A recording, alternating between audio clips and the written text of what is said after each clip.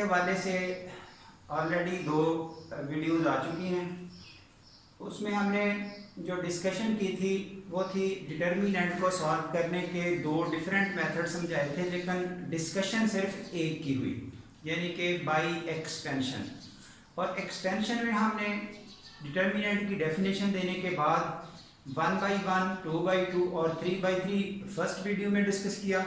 उसके बाद higher order determinant discuss किया 4/4 का और 5/5 का, लेकिन सब का सब एक्सपेंड करके दिखाया। बाई एक्सपेंशन हम किस तरह से काम आसान करेंगे उसमें शॉर्ट वे भी समझाया गया। उसके बाद जो सेकंड मेथड है वो है विदाउट एक्सपेंशन। हम उसी डिटर्मिनेंट को सॉल्व करना चाहते हैं लेकिन एक्सपेंशन नहीं करनी, डायरेक्ट आंसर लिखना है। ये है सेकंड वे। तो डायरेक्ट आंसर लिखने के लिए कुछ प्रॉपर्टीज़ हैं जो बच्चे को याद करनी पड़ती हैं, समझनी पड़ती हैं। उन प्रॉपर्टीज़ का रेफरेंस देते हुए हम आउटपुट लिखते हैं कि इस प्रॉपर्टी की वजह से हम इस डिटर्मिनेंट का सलूशन लिख सकते हैं विदाउट एक्सपेंशन। हमने एक्सपेंड नहीं करना उसको। तो डायरेक्ट वे देखने के लिए वो जो चंद प्रॉपर्टीज़ हैं वो आपको 1/1 करके समझाई जा रही हैं।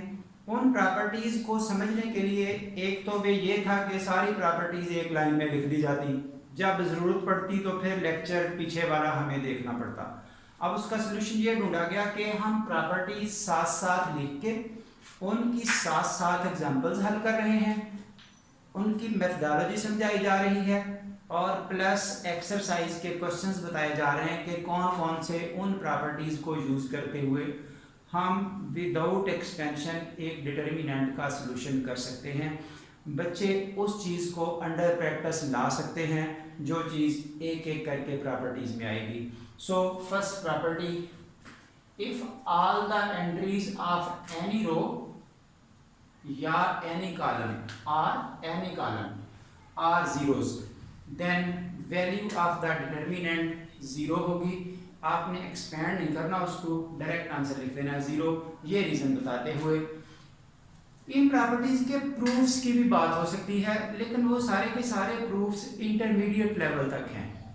हम यहाँ पर BS लेवल को डिस्कस कर रहे हैं, इसलिए ये माइनर प्रॉपर्टीज़ हमारे प्रूफ के हवाले से वहाँ गुजर चुकी।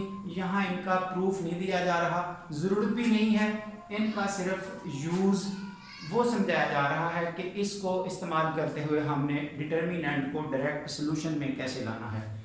हाँ जी, फर्स्ट प्रॉपर्टी ये एग्जांपल जो बताई गई, ये कॉलम नंबर 3 में कंप्लीट जीरोज हैं, इसलिए आंसर डायरेक्ट 0 लिख दिया गया। एक और एग्जांपल है, इसमें फर्स्ट रो कंप्लीटली 0 है, रिमेनिंग एलिमेंट्स जो मर्जी आए आंसर है 0। इस तरह से डिटर्मिनेंट किसी भी ऑर्डर का हो, हायर ऑर्डर हो या स्मॉलर ऑर्डर। सो इसका शॉर्ट सा काम था, ये कुछ खास एग्जांपल्स मज़ीद डिस्कस करने की ज़रूरत यहाँ पर नहीं है। सो सेकंड प्रॉपर्टी आ रही है, अगर किसी भी डिटर्मिनेंट में कोई 2 रोज एक जैसी आ जाएं या कोई 2 कॉलम एक जैसे आ जाएं, सिमिलर आ जाएं, इफ एनी 2 रोज या any 2 columns of a determinant are identical means same, एक जैसे हों, then value of the determinant is 0। अब इस प्रॉपर्टी का यूज कैसे होगा, आपने सिर्फ ये देखना है कि कहीं क्या 2 कॉलम्स या कोई 2 रोज एक जैसी आ चुकी, अगर नहीं है तो उनको एक जैसी बनाने की कोशिश की जाएगी ताकि रिजल्ट उसका बगैर एक्सपेंशन के 0 लिखा जा सके।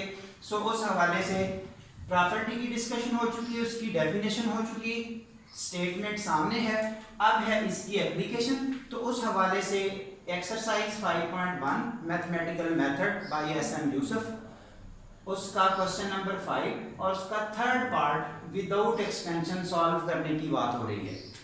हाँ जी, क्वेश्चन है show that this determinant equals 0। अब जाहिर है एक्सपेंशन करेंगे तो लेंथ बढ़ेगी, एक्सपेंशन हमने करनी ही नहीं, तो अब फिर 0 बनाने का तरीका क्या है, इस प्रॉपर्टी का यूज समझाया जा रहा है। हम इस डिटर्मिनेंट की कोई 2 रोज एक जैसी करेंगे या कोई 2 कॉलम एक जैसे करेंगे। हाँ जी, ऐसा करने के लिए यहाँ पर हम कॉलम 1 और कॉलम 2 अगर दोनों को ऐड अप कर दें और रिजल्ट इसका किसी एक कॉलम में लिख दें, से कॉलम 1 में, तो ऐसा करते हुए a plus B plus C, a plus B plus C, a plus B plus C, ये इकट्ठे होकर रिजल्ट कॉलम 1 में लिखा गया। कॉलम 2 जैसे था एज इट इज आ चुका, कॉलम 3 जैसे था एज इट इज आ चुका। उसके बाद नेक्स्ट स्टेप में क्या है, अब हमें कॉलम नंबर 1 में a plus B plus C element नजर आ रहे हैं, उनको हम अब कॉमन निकाल सकते हैं, बाहर निकाल सकते हैं डिटर्मिनेंट से। डिटर्मिनेंट की एक प्रॉपर्टी ये भी है कि अगर हम, ये नेक्स्ट डिस्कशन में भी आएगी, ज़ाहिर है आप एग्जांपल्स देने के लिए कॉमन प्रॉपर्टीज यूज हो रही हैं, हमारा तो मकसद है इस वक्त प्रॉपर्टीज को समझना। अगर किसी डिटर्मिनेंट से कोई नंबर कॉमन निकालना हो या बाहर से कोई नंबर मल्टीप्लाई करना हो, तो वो या तो एक रो को मल्टीप्लाई किया जाएगा या एक कॉलम को। कंप्लीट डिटर्मिनेंट को मल्टीप्लाई नहीं किया जाएगा, वो मैट्रिक्स में होता है। याद रखें, अगर एक मैट्रिक्स होती जिसमें सिंबल्स आपके ये वाले होते, जैसे 4, 7, 1 और 9, हम यहाँ से कोई 2 मल्टीप्लाई करते तो ये हर एलिमेंट को मल्टीप्लाई करना था। इस तरह से इसकी आउटपुट बननी थी 8, 14, 2 और 18। ये आप इस तरह देख सकते हैं अगर ये एक मैट्रिक्स हो आगे।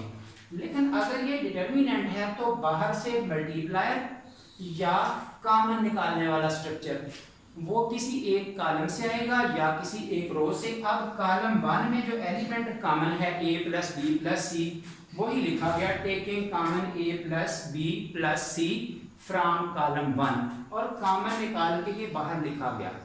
तो यहाँ पर फिर क्या बचा, 1, 1 और 1। रिमेनिंग एंट्रीज जैसे थी उसी तरह आ चुकी। उसके बाद अब हम इसको एक्सपेंड नहीं करेंगे, बल्कि इस प्रॉपर्टी का रेफरेंस बताते हुए, क्योंकि कॉलम 1 और कॉलम 3 एक जैसे आ चुके हैं, आइडेंटिकल हैं, सिमिलर हैं, सेम हैं, इस वजह से इस डिटर्मिनेंट का सॉल्यूशन हो गया 0। ये एलिमेंट एज इट इज आ चुके। अब 0 किसी नंबर को मल्टीप्लाई करके रिजल्ट 0 कर देगा।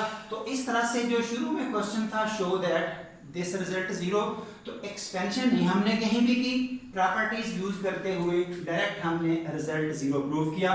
तो अब इस तरह का, यानी कि प्रॉपर्टी नंबर 1 और प्रॉपर्टी नंबर 2, इन दोनों का यूज करने के लिए, सीखने के लिए फर्दर कुछ क्वेश्चंस दिए जा रहे हैं। बच्चे ने इन क्वेश्चंस पे प्रैक्टिस करनी है। ज़ाहिर है जब नेक्स्ट लेक्चर्स आएंगे तो उनमें कुछ ऐसे क्वेश्चंस भी होंगे जो फर्दर सॉल्व कर दिए जाएंगे, क्योंकि आगे आने वाली प्रॉपर्टीज का भी उनमें यूज होगा। कुछ ऐसे होंगे जो ज़रूरत नहीं पड़ेगी, बच्चे ने इस लेक्चर को देखते हुए बड़ी आसानी से हैंडल कर लेने हैं। बहरहाल जहाँ जहाँ जो ज़रूरत हो तो बच्चे क्वेश्चन भी पूछ सकेंगे वाया नेट, जिस तरह से उनको इन्फॉर्मेशन है। हाँ जी, इस हवाले से वाया कमेंट्स करते हुए आप अपना क्वेश्चन पूछ सकते हैं, यानी कि जो भी आपके पास टूल अवेलेबल है, अगर कोई चीज़ अंडरस्टैंडिंग में नहीं है तो हम तक पहुंच सकती है, फिर हम उसको फर्दर एक्सप्लेन कर सकते हैं। तो असाइनमेंट के लिए, यानी कि assignment for practice, exercise 5.1 method question 6, उसके 1 से लेकर 6 पार्ट्स हैं। उम्मीद है कि ये सब हल हो जाएंगे। नहीं हुए तो आप कमेंट्स के थ्रू आप बता सकेंगे कि कोई पार्ट हल करना है अगर। और इसी तरह क्वेश्चन नंबर 7 इंशाल्लाह एक अगली प्रॉपर्टी नेक्स्ट वाले लेक्चर्स में जब आएंगे तो इसको सॉल्व कर दिया जाएगा। वहाँ कुछ और प्रॉपर्टीज डिस्कस भी करनी है, ये वाली भी यूज होगी लेकिन और भी यूज होगी। सो इस तरह से इन प्रॉपर्टीज को हम एक एक करके एग्जाम्पल्स के थ्रू और रिलेटेड क्वेश्चंस के थ्रू आप तक पहुंचाएंगे इंशाल्लाह। उम्मीद है कि ऐसा काम करते हुए आपको 1 बाय 1 ये तमाम की तमाम प्रॉपर्टीज अंडरस्टैंडिंग में आ जाएंगी और इनका यूज़ फिर फर्दर आपके लिए मसला नहीं होगा। दैट्स ऑल, हमारा ये वाला लेक्चर कंप्लीट हुआ। और ज़ाहिर है जिन बच्चों को वीडियो पसंद आई वो आगे शेयर कर सकते हैं, लाइक कर सकते हैं और हमारे चैनल को सब्सक्राइब कर सकते हैं। Thank you very much.